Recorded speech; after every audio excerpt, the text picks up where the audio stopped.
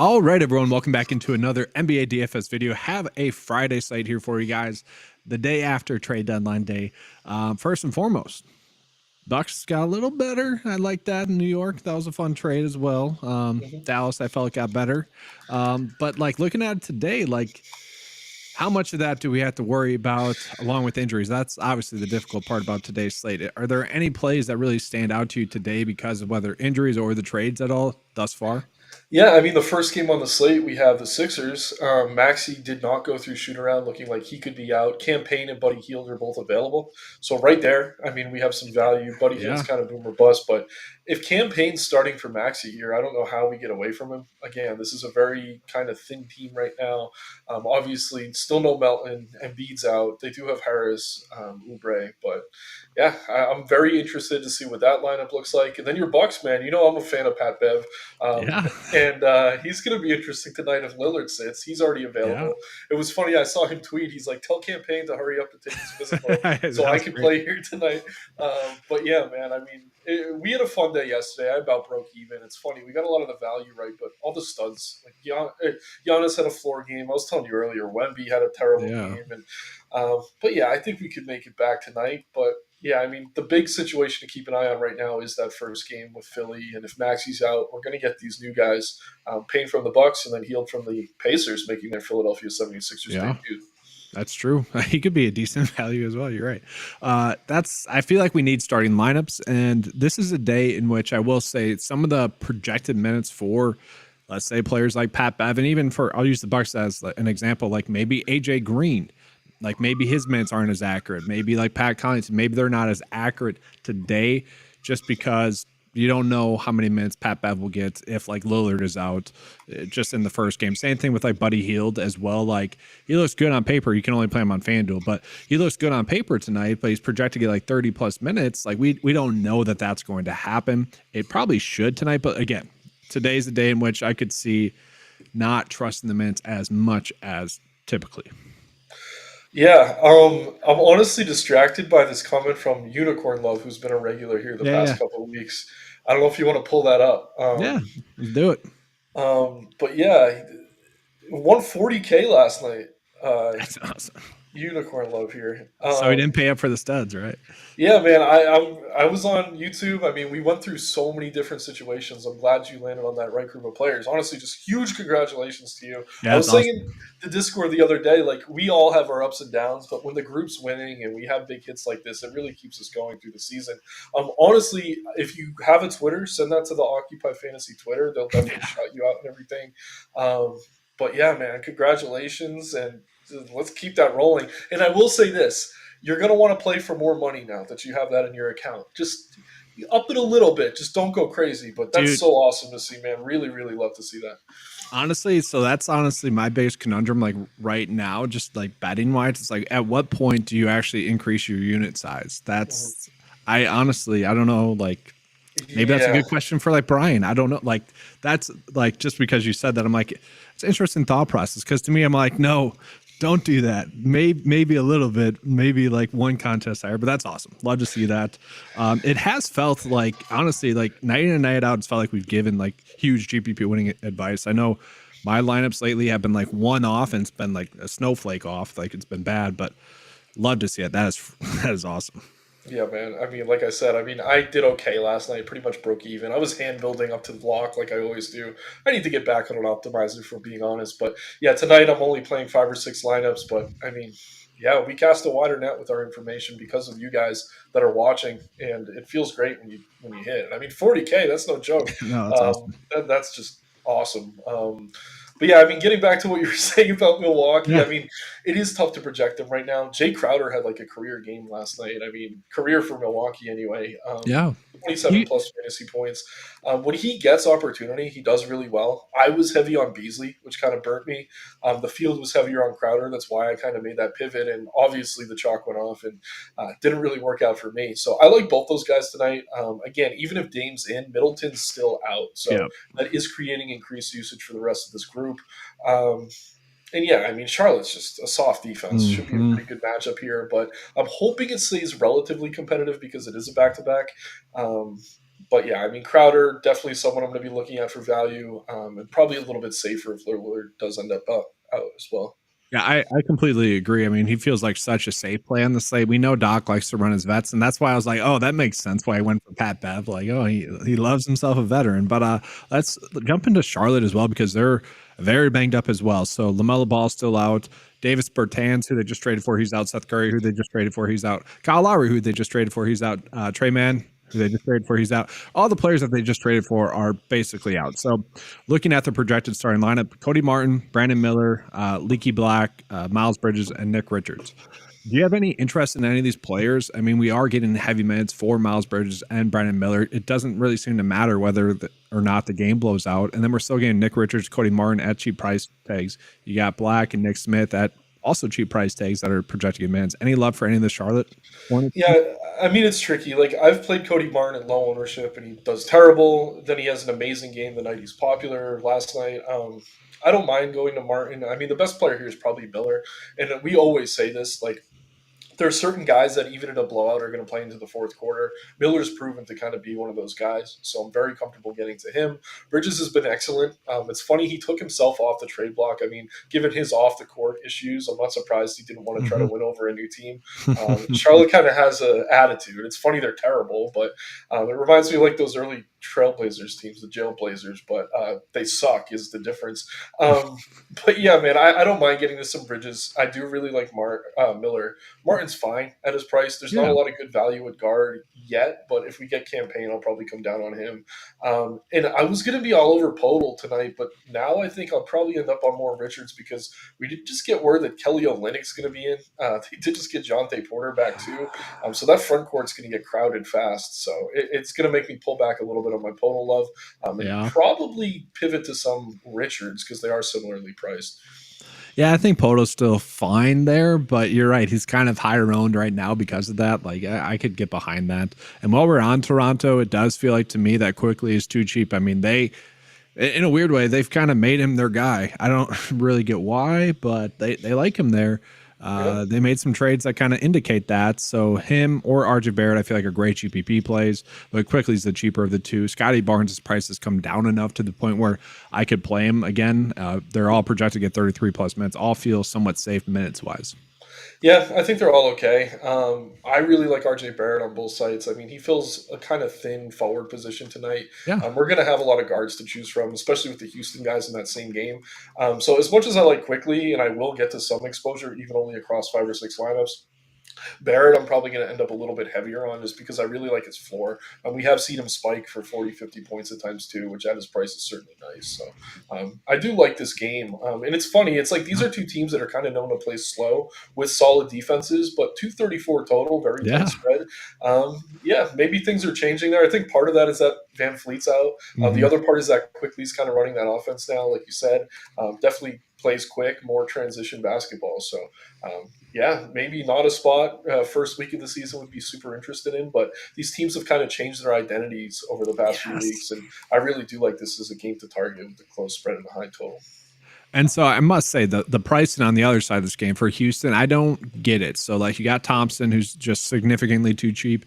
You got Jabari Smith, who is too cheap as well. He can be a guy that is more GPP only, but at that price tag, it's almost you got to play him. And then Aaron Holiday, a value, I think on the last, maybe it was you or Chuck, but on the last stream, I think I was on, like he was a value play that everyone was going to be on. And he came through and now he's chalk again. Like, are you prioritizing any of these Houston players? I mean, Thompson, we probably have to play, but after that, I guess this is more of a DraftKings question, but after that, is there anyone else that you like? Yeah, it's interesting. Thompson's actually really popular on both sides. He's like the most obvious play on DraftKings tonight, honestly, though. At 5,300, he's 75% owned almost. Like, just play Eamon Thompson. I mean, he's going to get the minutes. He's shown he's a high fantasy point per minute player. Over on FanDuel, he's 33% owned, and Jalen Green's only 18, about half the ownership. I'd rather go to Green on FanDuel just for 300 more. I think you could play both if you wanted to, but I mean, 2K in price difference is obviously significant. So Yeah. I feel like Green in his ownership on FanDuel. I don't mind him on DK. I think Thompson is like your first player in. I saw a question earlier. It was like, who are the priorities tonight? First, it's Eamon Thompson on DraftKings. But yeah, I'll definitely get to some Jalen Green. And I kind of joked about Dylan Brooks on that slate. I think he played really well. I mean, when he gets extra usage, he's going to take threes. Will they fall? I don't know. But when they do, he is a little bit too Yeah. cheap. But Yeah. He's a solid GPP play for sure there. Um, he's very hit or miss. It's just like he's frustrating on the days where you roster him because he doesn't go off, Yeah, and the days you don't, he does go off. absolutely. I do want to touch on this comment here as well. Just about like bankroll management here, just in general. Like withdraw a chunk of that money and bank it. I don't like. Is that so? You've won a GPP this year. You know, I've won one. I have felt like in years past I've done that, and I just always end up like a downward spiral for whatever reason. So I would say like bankroll management. Just it's nice to play with a lot of money in your account. Let's just put it that Yeah, way. I mean, you don't want to withdraw it all, but like if you have some bills you're behind on or something like that, obviously pay Well, them. yeah, But yeah. if unless you're in Canada, you also have to keep taxes in mind. In the Mm-hmm. first year, it was like a decade ago. I won big. I cleared like 30 something thousand on FanDuel that year, and I didn't save for taxes. That turned into a nightmare that I had to deal Yes. with the following two Yes. years. So also put some aside for taxes. But Yes. yeah, I mean, it's like any other money windfall. I mean, there's probably things you want to take care of. Maybe there's a purchase you're waiting for.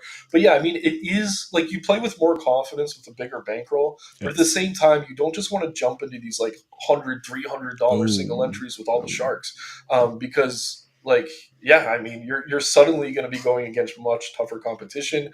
And yes, you won, but I mean I don't know. It works for some people, but I'd say like make minor jumps in the contest size if you want to. Still Yeah. don't bet more than you're comfortable losing. Um, but yeah, I mean, it really depends on your situation. Some people have things they need to pay for, some Yeah. people don't. I mean, some people are in different situations where 40K is everything. Some it's not so much. I know for me it'd be a lot. That's like a really nice chunk of money. But yeah, Mm-hmm. taxes are a thing, Taxes and are I hate to huge. be that guy that brings it up. Like whenever you see someone post a big screenshot, there's always a guy in the comment like, "Oh, you're gonna lose this much to taxes." Like I don't want to be that guy, but like yeah, just That is my first thought though. Every time it's like, oh man, those yeah, but taxes. like I have buddies who are in Canada and they don't pay taxes on DFS winnings, and I'm like, I might move there just for that. But I need to get a buddy in Canada. Just yeah, but then you realize the Canadian dollar is weaker. I mean, we could go uh, off on this all slate, yeah. but yeah, I mean, it depends on your situation. Yeah. But if you won, you're a sharp guy. I'm sure you know what to do. Yeah. And just more people saying congrats. So just why not Yeah, like that? That's pretty congrats, man. awesome. That's the So, biggest thing. all right. So let's jump on into. We got more news, but let's go on and just jump on into the guard plays for today's slate. Kind of an interesting day in general. We were kind of saying before stream that we just haven't had like many good quality pay ups really in quite some time. And looking at the guards, I feel like that's continuing that as well. I mean, LeBron for some reason is listed as point guard on DraftKings. I'm guessing that's correct. Sometimes there's like gotta refresh it, but anyways, Trey Young, Lillard if he plays, I would like with Middleton out. Scotty Barnes seems decent, but again, like we just don't have those pay up plays. So is there anyone you're prioritizing like that's priced up? It's priced up. I mean, I do kind of like Jamal Murray. I'm a little bit concerned about the back to back, but he's been really consistently finishing between 40 and 50 fantasy points. I really like the matchup here against the Yeah. Kings. And then on the other side of that, Fox, I mean, they're both kind of lower owned than they probably should be. Fox sub 10%. You're taking some risk at that price, but those are two guys that are lower owned, in my opinion, than they should be. And then I do like Trey, but if Murray ends up ruled out, I don't know that we got that news yet. He's going to become very popular. He kind of busted in that situation the other day, but I'm very much willing to go back to Trey Young, especially if Murray's out. So I like the pay up guards. I just think the Houston guys are going to be tough to get away from. Yeah. Campaign's going to be tough to get away from if Maxey is out and he's starting. So yeah, I mean, these guys all look good. They're all under owned, but at the same time, I think some of the safer value, or if you want to even call it Houston value, some of the safer floor plays are at the guard position. So it is a little bit tough to prioritize. Yeah. And just looking at like which plays are popping up as the best value, it seems like a daily conversation. Like Warder there for Sacramento, he's kind of chalked, but man, it seems like every slate is popping up. It's like, all right, what do we do? Is it Malik Monk? Is it pivot? Pivot to him? Is it play Harrison Barnes? I kind of, I said this to Chuck. I'm like, if I'm max entering, I'm just saying the rule where I want like one of those three in all my builds. I don't know which one it's going to be. The field thinks it's Kevin Order today. So is he like, are you finding in that chalk? Yeah, I honestly am. And I mean, he hasn't been shooting that well, but the minutes have been there. And the thing about Monk, probably always has a higher ceiling. But if Mhm. the game does get out of hand, him coming off the bench, he loses out on the fourth quarter more often than one would think. So he's just a little bit riskier. But yeah, I mean, in large field tournaments, you're going to get him lower owned with the higher ceiling. So like as I'm talking through this, he's actually the better tournament play. But in low Yeah. risk contests or cash games, Herder definitely is the higher floor. The minutes are secure for him. I'd probably just rather go to him. But yeah, I agree. I mean, you probably want one of the two of them. I mean, on DK, it's a tougher decision. Monk's price is up to almost 7K Yeah. on FanDuel now, so it's very easy to just go Herder. You also get small forward eligibility for Kevin Herder on FanDuel, which makes him very, very easy to get to. But I totally agree. They both look pretty solid. I mean, this should be a competitive game against Denver.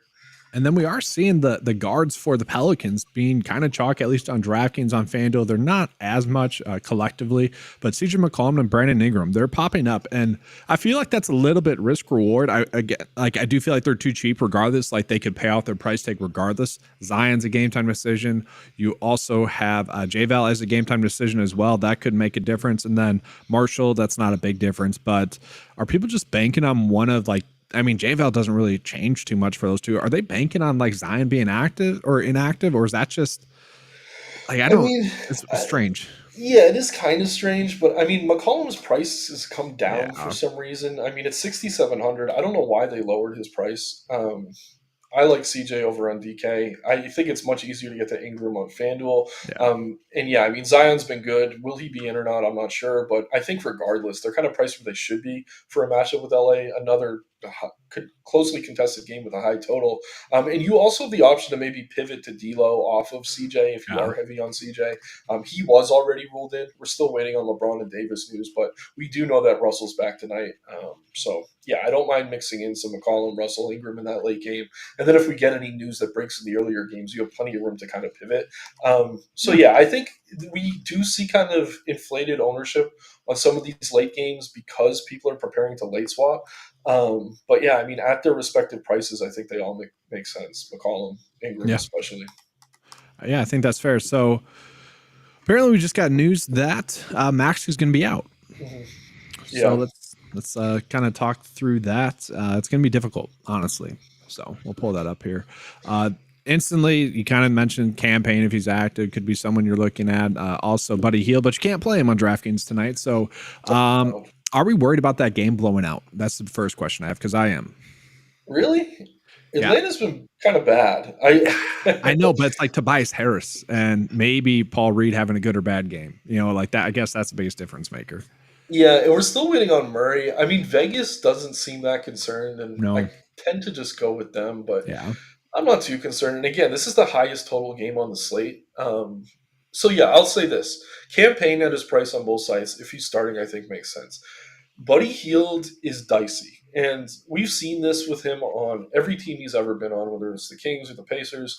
Even when he gets these opportunities, like with Fox out when he was back on the Kings, with Halliburton out when he's on the Pacers, he obviously has increased upside, but a lot of the time he doesn't get there anyway. So, like, Hield, I'm kind of iffy on. I don't Yeah. feel great about it. I do expect him to start.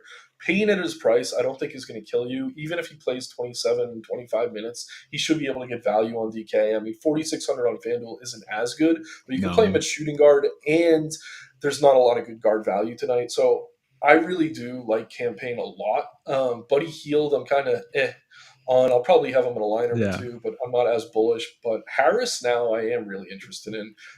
Philly's going to be paced up here again, very high total.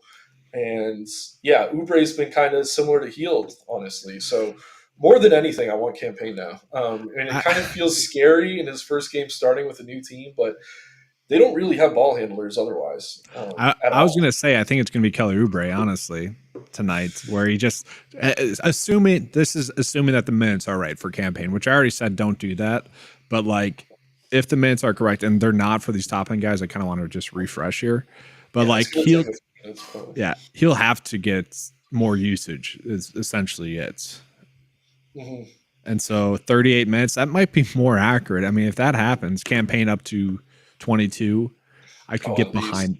Yeah, I could get behind that. So I honestly, I think they're both in play. Like if we're expecting this game not to blow out, I could really get to all of them. Yeah, the other thing too is like they want him to get acclimated here. Like even if the game got a little bit out of hand, I don't know why they'd be pulling Payne off the floor to get more Yeah. minutes for like Tre'Cavion Smith or whatever his name is. And Yeah, I mean, if KJ Martin slides into the starting lineup, he's going to be someone Yeah. else I'm interested in. But yeah, we're going to have to keep an eye on this. I think it's going to be Payne, Oubre, Heald, Harris, Reed, Mhm. um, which makes me not as interested in Martin. But yeah, I don't see how Payne doesn't play 25 minutes if he's starting here. I'm just looking at the usage rates just to see with it's tough because Pat Bav's not there, but Melton, Maxey, and Embiid off the court. Uh, Kelly Oubre is 27, and he averages 38 fantasy points per 36, but he's also been extremely hit or miss. Tobias Harris, 22% usage rate, 37 fantasy points per 36. But again, that doesn't factor in any recency at all. And I still have Patrick Beverly in that model just because I need to have some minutes in it. So it's kind of interesting. Yeah, let's I think in 10, 15 minutes we'll be able to refresh the Yeah. model and see where they're at. But honestly, my hunch is Payne's going to become Oh super yeah. chalky Yeah. and he's going to be good chalk. Heald will probably be 40-ish% owned, and I think that might be a little bit high. But we got to see where him and Oubre come in because they're both good plays with upside, especially in this matchup. But I think they have kind of more chance of burning you tonight than maybe a cheap campaign would. Yeah, I think that's fair. So let's go ahead and just pivot on into forwards a little bit here. Um, so looking at forwards, I'm hoping that we have some better pay ups. Again, with guards, we just did it, and it just makes sense, especially with that news that just came out, that we want to be paying down for the value at guards. So looking at the top forward plays, we have Giannis. If he's active, it's probably just the play that we have to hammer into our builds, given the value that we have, but he is priced up. And if Lillard plays, that does hurt him a little bit, but it's against Charlotte. Is he the player going out of your way to roster the most? If not, which other stud are you trying to get to? I mean, it's tough. I will say this: it's a back-to-back for a lot of the pay-ups tonight. But Yeah. Giannis, the game log I'm looking at's wrong because he did not play Phoenix last night. But yeah, he only played 25 minutes last night, and he faced the Yeah. Timberwolves, who are the best front court defense in the league. I'm hoping that's what's keeping his ownership down because this is the opposite matchup. Like he Yeah. should do whatever he wants here, and the fact he only played 25 minutes last night makes me feel better about his minutes here on the second half of a back to back. Doc Yeah. is a little. I don't know, weird when it comes to back to backs at times, but I think he kind of limited him last night with tonight in Yeah. mind, if anything. So love Giannis. Pretty shocked that he's not more popular than he is. I also really like AD. The issue is we're gonna have to wait and see if he's in or not. Yeah. So I think right now, if you're building, it's definitely easiest to get to Giannis as the pay up. But I do mention AD as a forward because Yeah. he is power AD. forward eligible on FanDuel. But yeah, I mean, Giannis is kind of the no-brainer here, with or without Lillard. Again, Middleton's out, and yeah, I mean, the Hornets are just not a good defensive team, especially in the front court. Really, Yeah. Yeah. I'm just looking at Giannis's game log. It was he had like 39 fantasy points in 28 minutes. That's because the Bucks blew out Charlotte. But again, with Middleton out for sure, and probably Lillard out, he just becomes more appealing. But that way we don't have to deal with the again, is LeBron or AD going to play? But we could pivot to one of the two, LeBron or AD, if one of them's out. yeah. We have Tatum in a good spot against Washington. I think he's fine. You got Miles Bridges that you could run it back with. Who Miles Bridges has been playing heavy minutes, has been playing pretty darn well. It is a 15-point spread though. The Bucks are favored to win by 15 plus. So that kind of tells me that Lillard probably going to play. You got Porzingis in a good matchup going against Washington. And speaking of Washington, I feel like we should touch on this a little bit.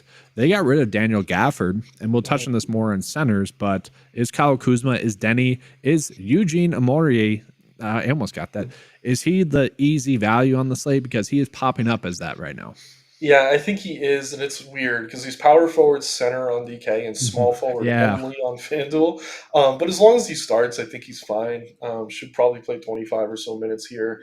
Obviously, not a good matchup. They could get blown out, but I don't know why they limit his run here at all, even if this game were to get out of hand. So, yeah, I think he's kind of a no brainer as value.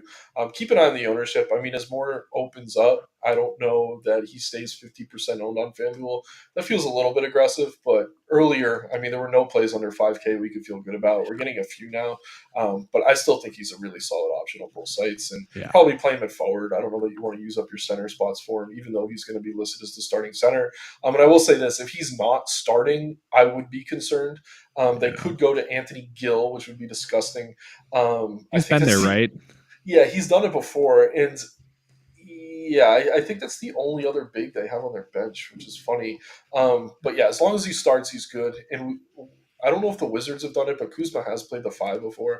Yeah. Against Boston, I think they do need to play bigger. We should see more Rui here. He's great value. Just confirm he's starting before you get aggressive in playing him.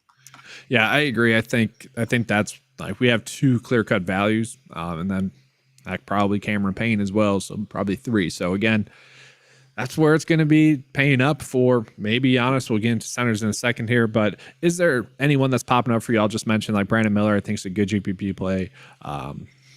Anika is power forward eligible on both sites. I think he's kind of a fine play again today. But anyone else that you like? Yeah, I mean, this kind of comes with some recent news. I was already going to be on these guys, but now even more so. So Murray did just get ruled out for Atlanta. Did he? Sadiq Bey and Jalen Johnson, Yeah. both excellent options here. Again, very high total game. Philly's defense is not the same without Embiid.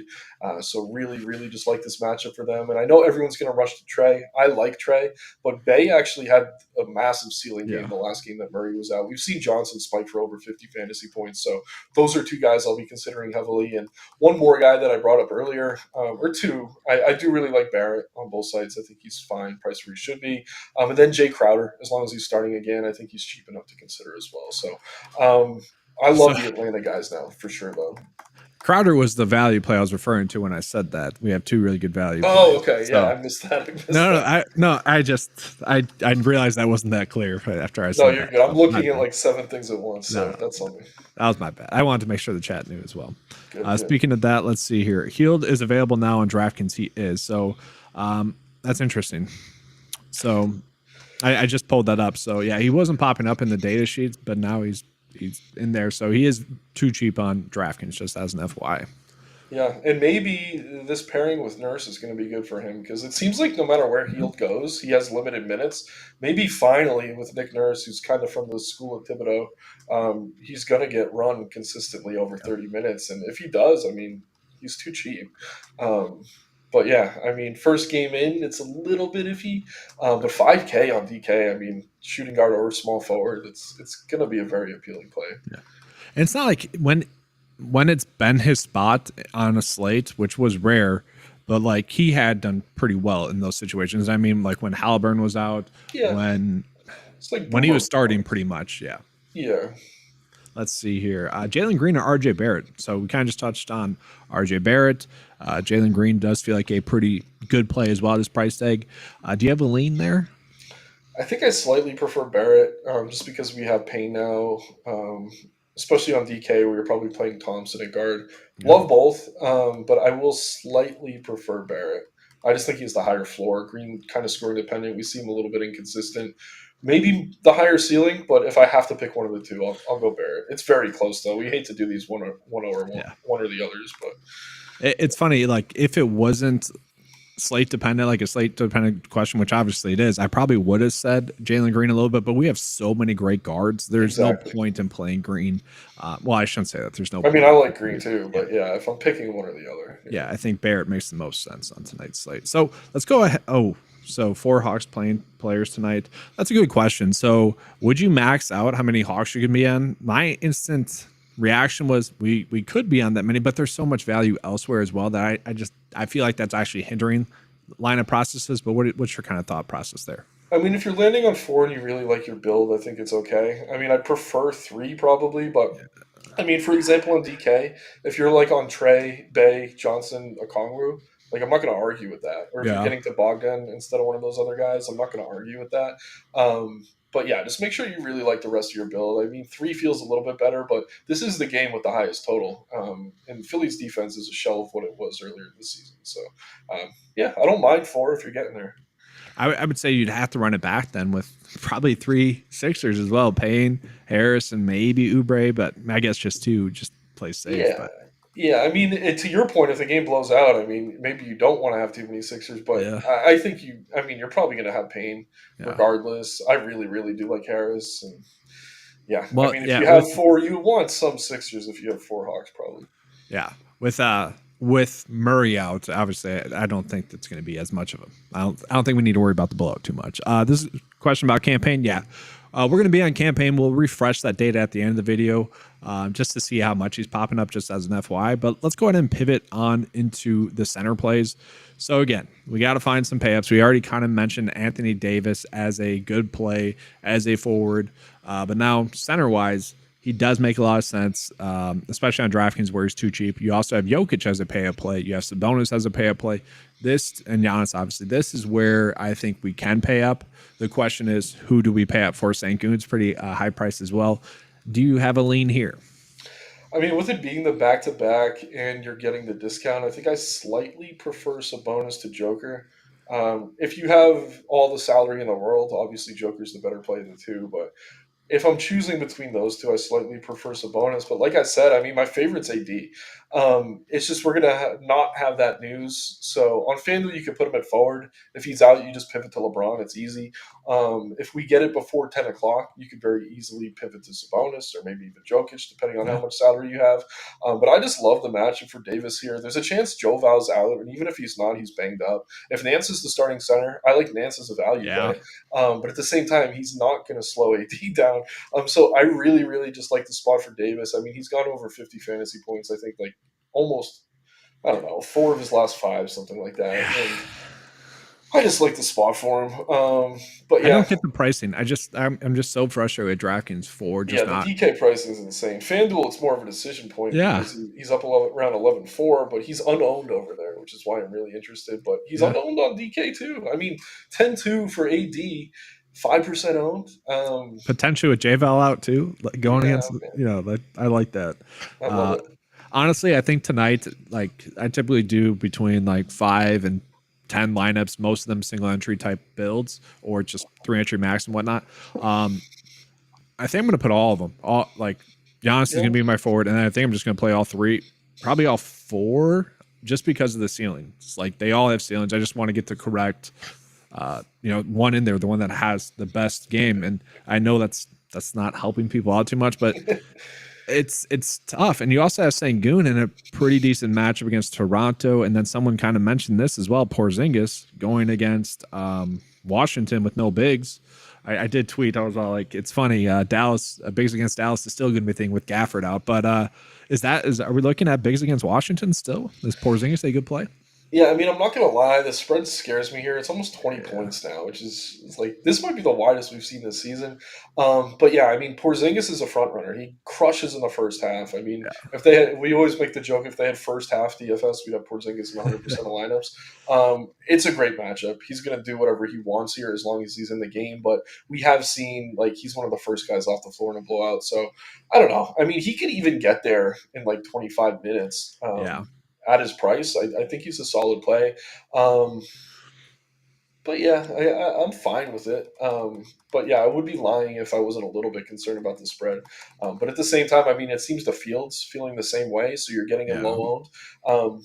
But yeah, man, definitely can't talk anyone off Porzingis. If you're getting to him, really, really solid option here. Very, very soft defense against Washington with no bigs. Yeah. And then just kind of talking through some of the values that are out there right now. Brook Lopez on DraftKings, which I do love as a play going against Charlotte. He's going to get heavy minutes. Like that could be 40-plus points. We have seen, assuming he plays, we have seen Doc. He wants to run out the vets. I think that's a great spot. Again, though, my issue on tonight's slate is that there's so much value out there kind of being forced into paying up for some studs. And the studs that we have tonight are centers, unless Trae Young, that's really the only other pay up that I feel good about. So that's kind of the issue that I have on tonight's slates. I think he's a great play. Not so much on FanDuel, but still decent. And then Mo Bamba on both sites is popping up as a good value. Is that just like fading Paul Reed there? Like hoping Paul Reed doesn't have a massive game? I mean, they're running a short bench. So at his price, I mean, he could spike an upside. If he's popular, I mean, I'm not going to be all that interested in Bamba. I did want to ask you, though, do you know what the personal issue with Brook Lopez is right now? Yeah, it was kid. Oh, he had a kid? Yeah. Okay, so he's not hurt. He's going to come back strong. And right. I love the narrative. If he's in, I love him. And it's funny, though. Like, he was listed, I think, probable, then questionable last game. they don't need him here. If he's ruled out, you're going to want to get to some Bobby Portis. So Yeah. yeah, maybe build with Lopez with a little bit of salary left to upgrade to Portis since he's suddenly more expensive than Yeah, Lopez. not bad though. Yeah, no, I like either of those guys again. This matchup's going to be super soft against Charlotte. No Middleton does create extra usage for whoever's going to be on the floor. Yeah, that spread that makes me. If AJ Green starts, which is ugly to say, but I could. I don't think he will. Pat Bet. Do you think If it would be? Lillard's out, it's going to be Pat Bet, man. Doc's going to go to Pat Bet. I guess. Yeah, probably. You're right. We'll But see. either way, like the 15-point spread, not worth mentioning. We don't need that. Never mind. It's a 6-game slate. There's enough value. So Yeah. Never mind. All right, so let's go ahead and kind of jump back into some comments, and then we'll get into a little bit of a lineup process. Yeah, so this is weird. So Oubre power forward only on DraftKings. Yeah, that's stupid. He's probably going to play the guard tonight. I'm assuming that, but Yeah, I mean, maybe still not. don't mind him. I mean, I'd rather get to Harris for 1,400 more on DK. But yeah, I mean, as long as Oubre starts, he's a pretty damn good play. But Harris has spiked more upside. Yeah. And so kind of just speaking of that, Paul Reed's a good GPP play. He's kind of chalk. He's just so hit or miss. I think kind of everyone knows that at this point. Like he's just so boomer bust. Really, he could be 7K, and I would be saying the exact same thing. He could be 4K, and he'd probably be in play then. But you get the point. Very much hit or miss. But let's just refresh the data here, and then I just want to take a peek again at kind of those value spots that we have. We'll start with Philly because that's kind of the clear one that we're wanting to get an update on. So looking at chalk, campaign not too high on. I'm going to imagine that this still goes up a decent amount. 28%, 33%, projected now to get 26 minutes. Again, that's going to continue to rise probably. He does feel like the easy play. For a first look build, should I just put him in there for now? Yeah, I would. Yeah. Okay. I'm fine with that as well. And then Thompson as well, like first look build wise, are you fine with that? Again? Absolutely. Yep, on DK, Eamon Thompson's a no-brainer. And then we could throw Omer Yuri in there too from the Wizards. Forgive me if I'm not pronouncing that right. Yeah. But yeah, 3,800 if he's starting, I think he's kind of obvious. And then, like, I don't know if we need to get to Jay Crowder because I do feel like he is a very safe play, assuming he plays, he's probable. But again, he got 37 minutes last game, which does worry me a little bit. The back end of a back-to-back, like it wouldn't be shocking to see a vet like him potentially sit. But 40-plus minutes the previous 2 nights. And, he had a bad night shooting against Utah. But other than that, like just too cheap of a price tag. You can play him at small forward as well. Do you want to do that or do you want to go somewhere else? I mean, I like him. The other guy I was going to say was maybe Sadiq Bey at 6K. But, I mean, if you want to go value, we could pay up more with the other spots. So, I mean, we could do both, honestly. But I really like both those guys here. I'll go Crowder for now, and then we can adjust just to see. You're right, though. I think Bay is really one of my favorite plays as well. Just too cheap, 6K. Went off in the last game. He's just a consistent producer as well. That's the thing. And with Hunter on a minutes limit and Bogdanovich kind of struggling, and really Clint Capella being out as well, he's kind of needs to be that guy that he was last night. So I really do think that's a good call. He's also too cheap, especially in good matchup. So we could definitely do both kind of builds there. Yes, sir. And then let's see here. So pay up. I personally want to get to Giannis more, but we could do it. Well, I was going to say, like, looking at some of this other value, Jabari Smith is kind of chalk. We got Quickly there. We got Trae Young. We got Sengun. Like, in terms of, like, chalk as well, I'm really kind of fine with all of them. If you want to get to AD as well as the center play, I completely get that as well. So I'll let you choose the next one. I mean, for the sake of the build, I mean, we're not going to have the news. Let's see. Sorting by DK value. I think we got to go Trae. I mean, scoring is the best value play on the slate now, or one of the better value plays on the slate. He's almost 10K. So usually when that happens, it's a play you're going to want to get into your lineup. Yeah, I think that's fine. I'm fine with that. Paul Reed. I mean, you see that value rating for him? That's crazy. I did not realize this was that high. And then Kelly Oubre is popping up. Jalen Johnson is popping up as well. I'm not crazy about Paul Reed. I mean, it is a good matchup. Yeah. He's a great GPP play. I do feel like Anyika or Paul Reed, like, this is where I'm just like, I might play Paul Reed in a lineup and then do the exact same lineup, but put Anyika in there instead. Like I mean, I like pricing versus, Anika too. I mean, still no Capella there. It's funny, yeah. he was super chalk, and now no one's rostering him, and it's the same situation. So Yeah. definitely fine going Anika. All right, we'll go with him for now. It's a weird slate. We could play him at forward as well. We could still get Jokic. We could still get Sabonis. We could still get AD or um, uh, Giannis if we wanted to. But like this is the issue on tonight's slate. There's just so much good value that you're going to be making a great build regardless. But it's going to be unique. I think any build that anyone really ends up on tonight, it's going to still somewhat be unique. Obviously, the value is going to be chalk, but paying up for studs, and that's where I kind of want to mix and match. That's going to be the unique part. Absolutely. Let's see. It's weird. What are we left with? Like 8.5 left over, so like really could go. Yeah, I'm gonna go Giannis just for now. Giannis. Yeah, I was just gonna say. And then 5.3. It's kind of ugly-ish, but you got Buddy Hield there. Oh yeah, I'd go Hield. That makes sense. Yeah. And then let's just see what it looks like with Davis in there. Because I think we have. Man, he's so cheap. I know, it's crazy. I was hoping we get. Yeah, Oubre's the play. The data likes. Oh god, that's a really good build. Really strong build. Mm-hmm. And then if we didn't want to go Anika, let me just put Davis in there real quick just to see. Because we had 500 left over. Oh, we can't get to quickly. That's brutal. But whatever, it's fine. Yeah, it's very easy to make a good build. So any final thoughts for tonight's slate? No, I mean, keep an eye on lineups. I did see someone ask, like, with the trades, are you worried about limited minutes or anything like that? I mean, the issue is Philly's really thin otherwise, so I'm not so concerned about their guys. I mean, otherwise, there's no real major trade situations where we're targeting players heavily, unless Pat Bev starts for Dame.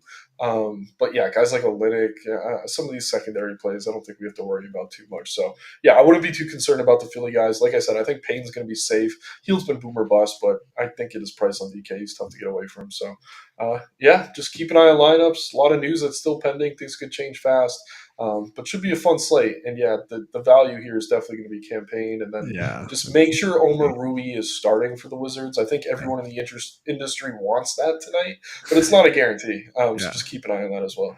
We've seen that plenty of times before. So Dame is in. We just got news, so I'll just real quickly. Miles Bridges or Sengun. Either or.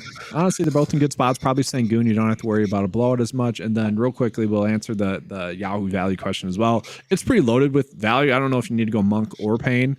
You can see the Yahoo value range right now. Got a lot of cheap plays, but Payne, to answer your question, would be the difference maker there. Yeah, I mean, if Monk's, I don't know the Yahoo prices, but I mean, I do think Monk scores more raw points, but like I would imagine Payne's much cheaper. So, I mean, Monk if you don't need the salary, but Payne's going to be the better point per dollar play. Yeah. So I think that's going to be it. Nick has to jump in the Discord. He's double dipping. So yeah, congrats again to Unicorn Love. Yes. 40K winner. Love that. But yeah, let's keep it going, guys. Who's next? Exactly. All right. Thanks everyone for being here again at the same time tomorrow. I believe it's a normal slate. So if not, jump in the Discord chat. Links in the description below. All right. Thanks.